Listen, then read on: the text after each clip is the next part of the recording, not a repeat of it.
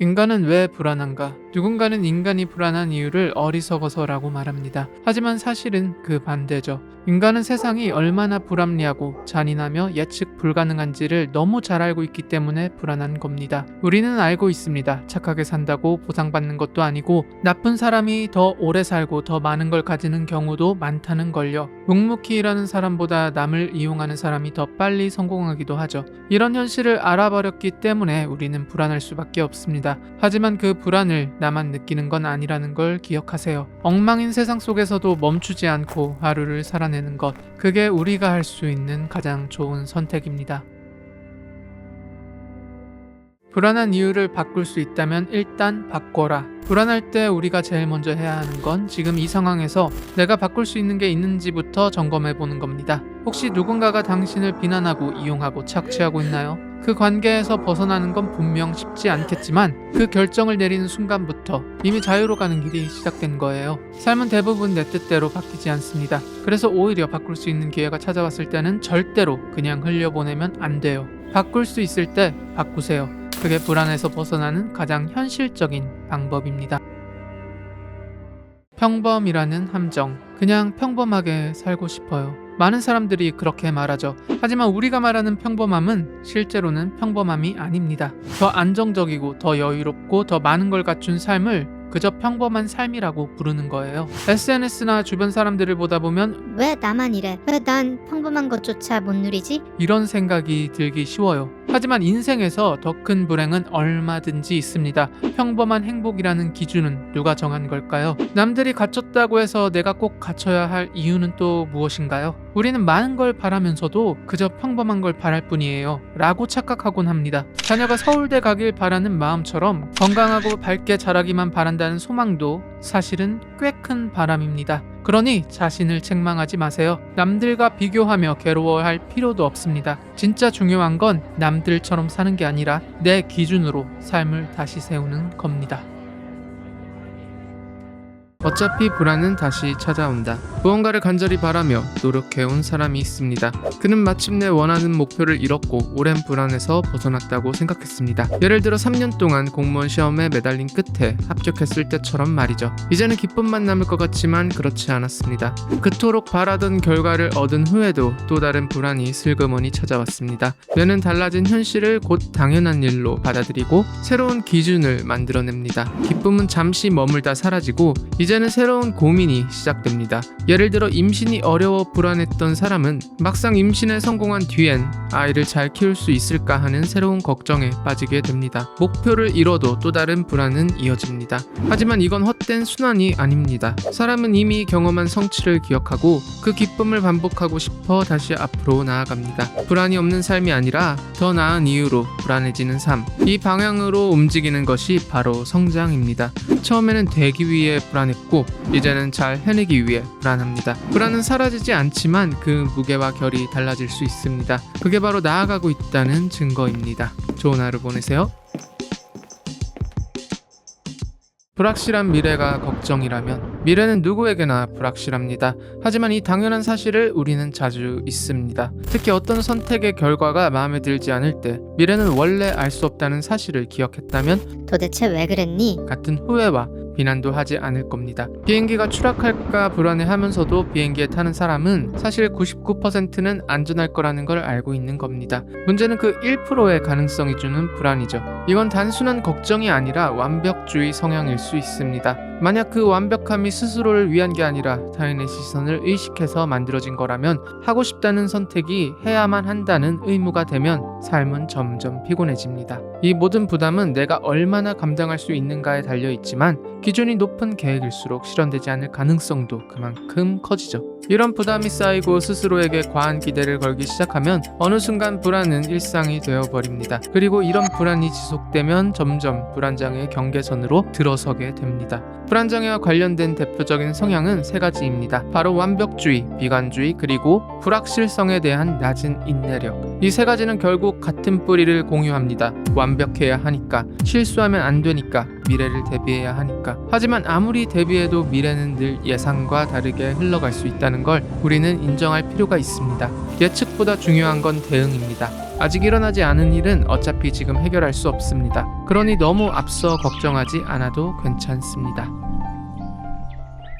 희소성이 주는 매력, 지금 아니면 못 산다, 마지막 기회다 같은 말에 마음이 흔들린 적 있지 않나요? 매진임박 5분 남았습니다. 이런 문구는 우리 안의 불안을 자극합니다. 희소성, 즉 귀하고 드문 것에 대한 인간의 본능을 노리는 거죠. 사람은 쉽게 얻은 것에는 애착을 덜 느끼는 경향이 있습니다. 물건도 사람도 마찬가지입니다. 쉽게 연락되는 사람, 늘 곁에 있는 사람에게는 오히려 설렘이 적고 가까이 하면 안 되는 사람, 지금 곁에 없는 사람에게 더 마음이 끌리는 이유도 그 때문입니다. 어떤 사람은 자기 배우자보다 특별할 것 없는 상대에게 외도를 하기도 합니다. 그 사람이 정말 더 멋지고 운명처럼 끌리는 사람이라서가 아닙니다. 단지 지금 내 옆에 없고 가까이에서는 안 되는 사람이라서 더 강하게 끌리는 거죠. 갖지 못하는 것이 더 매력적으로 느껴지는 착각, 희소성이 만들어낸 환상일 수도 있습니다. 이 책의 저자도 말합니다. 자신이 가장 인기가 많았던 시기는 놀랍게도 종합병원 인턴 시절이었다고요. 세수도 못하고 머리도 못 감고 밤새워 일하느라 연락도 거의 못했던 그 시절, 소개팅에서 애프터가 쏟아졌다고 합니다. 그 이유는 딱 하나, 시간 내기 어려운 사람, 즉 희소한 사람처럼 보였기 때문이죠. 그래서 필요한 건 그 대상이 정말 소중한 건지 아니면 단지 희소성 때문에 그렇게 느끼는 건지를 구분할 수 있는 눈입니다. 그 눈이 있어야 우리는 불필요한 소비도 헛된 집착도 덜 수 있습니다. 혼자가 될까봐 불안하다면? 우리는 모두 엄마 뱃속에서 혼자였습니다. 그리고 인생의 마지막 순간에도 혼자입니다. 아무리 사랑하는 가족이 곁에 있어도 죽음을 맞이하는 건 결국 나 혼자의 몫이죠. 처음부터 끝까지, 그리고 그 사이 수많은 시간 동안 우리는 이미 혼자로 살아온 셈입니다. 그런데도 사람은 혼자가 되는 걸 두려워합니다. 그렇다고 사람 사이의 사랑이나 믿음이 부질없다는 뜻은 아닙니다. 누군가와 연결되어 살아가는 건 분명 의미 있습니다. 다만 혼자가 된다고 해서 무너질 필요는 없다는 거죠. 생각해보면 우리는 혼자서도 꽤 잘 살아왔습니다. 15, 20살에 영원히 함께할 것 같던 친구들이 하나둘 떠났습니다. 누군가는 의도적으로 멀어졌고 누군가는 바빠서 자연스럽게 멀어졌고 어떤 사람은 병이나 사고로 더는 볼 수 없게 되었죠. 그 수많은 이별의 이유를 따져보는 건 별 의미 없습니다. 결국 삶은 내가 혼자 되거나 내가 누군가를 혼자 두는 것, 이 두 가지 뿐이니까요. 사람들이 나를 떠날까봐 두려운 그런 종류의 불안은 어차피 원초적인 것입니다. 없애기가 어렵죠. 하지만 그렇다고 사랑을 아끼진 말아야 합니다. 그리워질까봐 덜 사랑하는 것은 사랑이 아니니까요. 그냥 자신에게 이렇게 물어보세요. 내일 이 사람과 이별한다면 무엇이 가장 아쉬울까? 사람들이 떠난 후에 남기는 후회는 늘 비슷합니다. 사랑한다고 말할걸, 시간을 더 보낼걸, 고맙다고 전할걸, 내가 뭐라도 더 해줄걸. 지금 곁에 있는 사람들에게 해야 할 말과 행동을 미루지 않는 것, 그게 결국 떠날까봐 두려운 마음을 이기는 가장 좋은 방법입니다. 자기 혐오, 자기 비난, 스탑! 자기 혐오나 자기 비난은 우울의 증상입니다. 우울감이 깊어지면 자신이 싫어지고 지나간 일들이 후회되기 시작하죠. 그런데 이 우울함은 어디서 오는 걸까요? 사실 원인은 그다지 중요한 게 아닐 수 있습니다. 왜냐면 우울은 어떤 사건의 결과가 아니라 오히려 원인일 수 있기 때문입니다. 우리는 보통 이런 생각을 하니까 우울한 거야 라고 여깁니다. 하지만 실제로는 우울하니까 그런 생각이 드는 것일 수도 있어요. 감정이 먼저고 생각은 그 감정을 따라오기도 하거든요. 예를 들면 교대 근무로 밤낮이 바뀌거나 햇볕을 못 쬐는 생활이 우울감을 불러올 수 있습니다. 그렇게 몸이 먼저 힘들어지면 마음도 따라 흔들리죠. 그리고 우울해진 마음으로 과거를 돌아보면 그동안 잘했던 일보다 못한 일만 더 또렷하게 떠오릅니다. 왜 그랬을까? 그러지 말걸. 같은 생각이 꼬리에 꼬리를 물고 이어집니다. 그러다 보면 점점 자신이 싫어지죠. 이때 나는 왜 이럴까? 나는 어떤 사람일까? 하며 스스로를 파고들기 시작하는 사람들이 많습니다. 하지만 이건 좋은 방향이 아닙니다. 인간은 자기 자신을 관찰하면서 발전한 존재가 아닙니다. 우리는 타인을 관찰하며 살아남고 진화한 종입니다. 누군가를 싫어할 때 그 사람의 존재 의미를 분석하지 않듯 자기 자신도 그럴 필요 없습니다. 자기 자신이 싫어질 땐 제발 스스로를 자꾸 들여다보지 마세요. 그 사람을 자꾸 생각하면 더 싫어지는 것처럼 자기 자신을 계속 되뇌이면 더 미워지기만 합니다. 과거를 되짚는 일, 끝없는 자기 반성, 심리적인 과잉 해석이 오히려 우리를 더 병들게 만듭니다. 지금 필요한 건 반성이 아니라 휴식입니다. 조금 멀찍이 나를 놓아두는 연습이 회복의 시작이 될 수도 있습니다. 그럼 오늘도 좋은 하루 보내세요.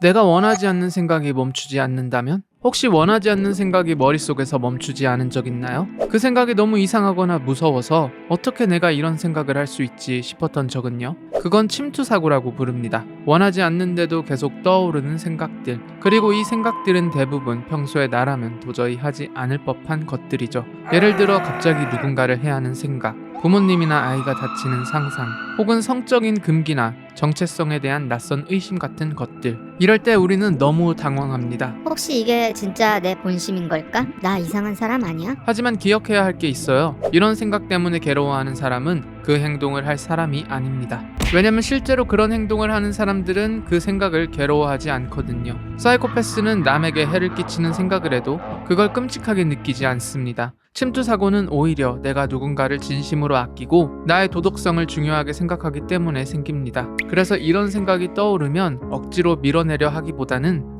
내가 지금 이런 생각에 예민하게 반응하고 있구나 하고 그저 흘려보내는 게 중요합니다. 너무 끔찍해서 억누르려고 할수록 오히려 더 자주 떠오릅니다. 생각은 억제하면 더 강해지거든요. 생각은 생각일 뿐입니다. 그건 현실이 아니고 그 어떤 사람도 해치지 않습니다. 길을 걷다가 누군가를 해칠까봐 100번 고민하는 사람과 실제로 아무 이유 없이 해치는 사람, 누가 더 위험할까요? 생각은 죄가 아닙니다. 우리를 규정하는 건 머릿속에 스치는 생각이 아니라 우리가 실제로 선택하고 행동하는 것들이니까요.